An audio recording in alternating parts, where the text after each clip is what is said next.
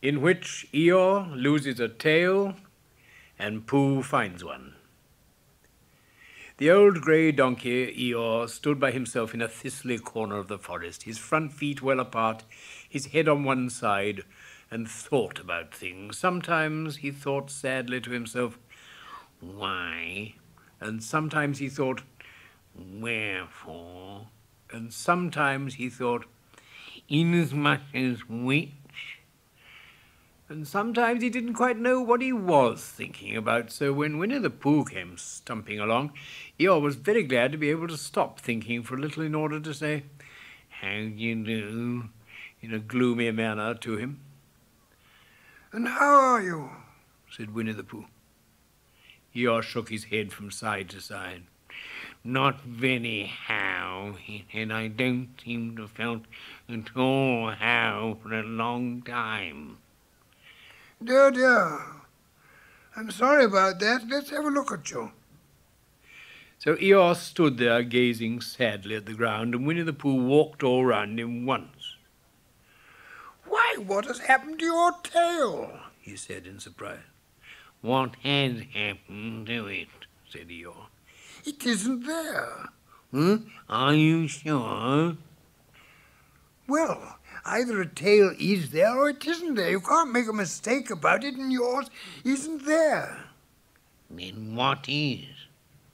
"Nothing." "Let's have a look," said Eeyore.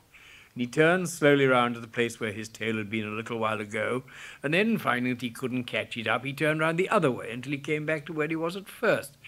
And then he put his head down and looked between his front legs, and at last he said with a long, sad sigh, "I believe you're right." "Of course I'm right," said Pooh.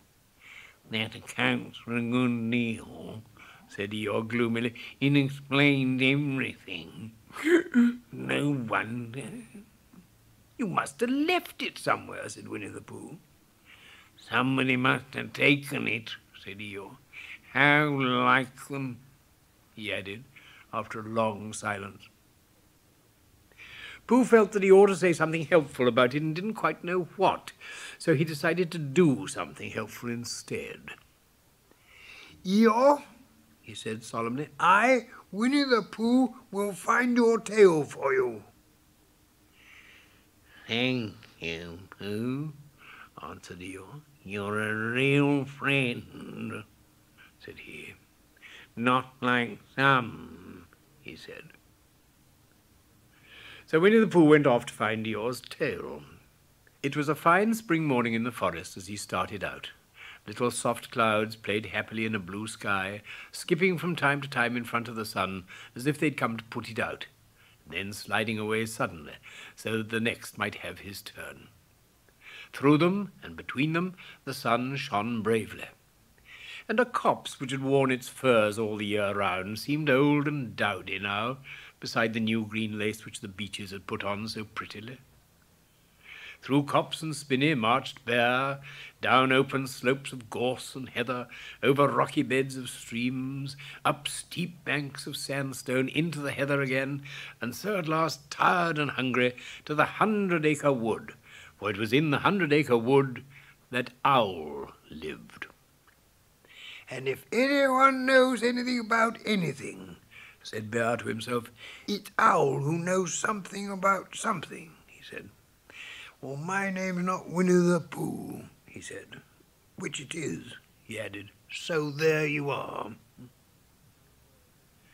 Owl lived at the Chestnuts, an old-world residence of great charm, which was grander than anybody else's, or seemed so to Bear, because it had both a knocker and a bell-pull.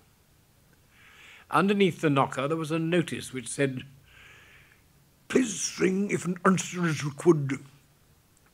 And underneath the bell-pull there was a notice which said, "Please knock if an answer is not required." Well, these notices had been written by Christopher Robin, who was the only one in the forest who could spell. For Owl, wise though he was in many ways, able to read and write and spell his own name, W-O-L, yet somehow went all to pieces over delicate words like measles and buttered toast. Winnie the Pooh read the two notices very carefully, first from left to right, and afterwards, in case he'd missed some of it, from right to left. And then, to make quite sure, he knocked and pulled the knocker, and he pulled and knocked the bell rope. And he called out in a very loud voice, "Owl, I require an answer. It's Bear speaking." And the door opened and Owl looked out. "Hello, Pooh," he said. "How's things?"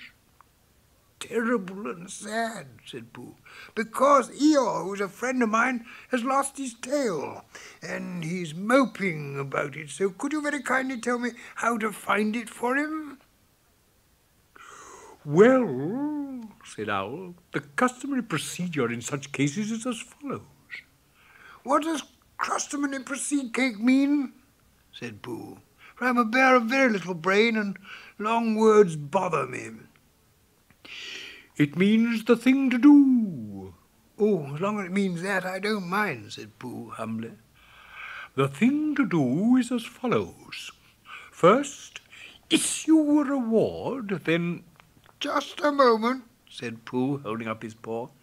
"What do we do to this, what you were saying? You sneezed just as you were going to tell me."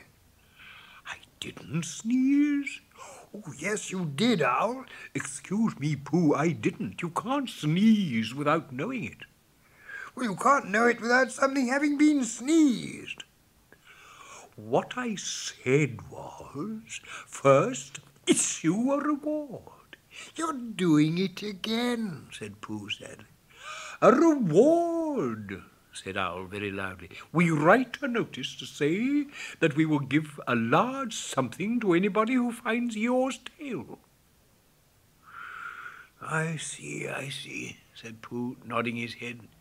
"Talking about large somethings," he went on dreamily, "I generally have a small something about now, about this time in the morning." And he looked wistfully at the cupboard in the corner of Owl's parlour. "Just a mouthful of condensed milk or whatnot, with perhaps a lick of honey." "Well, then," said Owl, "we write out this notice and we put it up all over the forest." "A lick of honey," murmured Bear to himself, or not, as the case may be." And he gave a deep sigh and tried very hard to listen to what Owl was saying. But Owl went on and on, using longer and longer words, until at last he came back to where he started, and he explained that the person to write out this notice was Christopher Robin. "It was he who wrote the ones on my front door for me. Did you see them, Pooh?" For some time now, Pooh had been saying yes and no in turn, with his eyes shut, to all that Owl was saying, and having said yes last time, he said no, not at all now, without really knowing what Owl was talking about. "Didn't you see them?" said Owl, a little surprised. "Come and look at them now." So they went outside. And Pooh looked at the knocker and the notice below it, and he looked at the bell rope and the notice below it. And the more he looked at the bell rope, the more he felt that he had seen something like it somewhere else, some time before. "Handsome bell rope, isn't it?" said Owl. Pooh nodded. "It reminds me of something, but I can't think what. Where did you get it?" "Oh, I just came across it in the forest. It was hanging over a bush, and I thought at first somebody lived there, so I rang it, and nothing happened. And then I rang it again very loudly, and it came off in my hand, and as nobody seemed to want it, I took it home, and—" "Owl," said Pooh solemnly, "you made a mistake. Somebody did want it." "Who?" "Eeyore, my dear friend Eeyore. He was fond of it."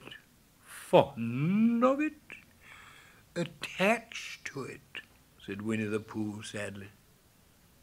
So with these words he unhooked it and carried it back to Eeyore, and when Christopher Robin had nailed it on in its right place again, Eeyore frisked about the forest, waving his tail so happily that Winnie the Pooh came over all funny and had to hurry home for a little snack of something to sustain him. And wiping his mouth half an hour afterwards, he sang to himself proudly, Who found the tail? I, said Pooh, at 1:45. Only it was 11:15, really. I found the tail.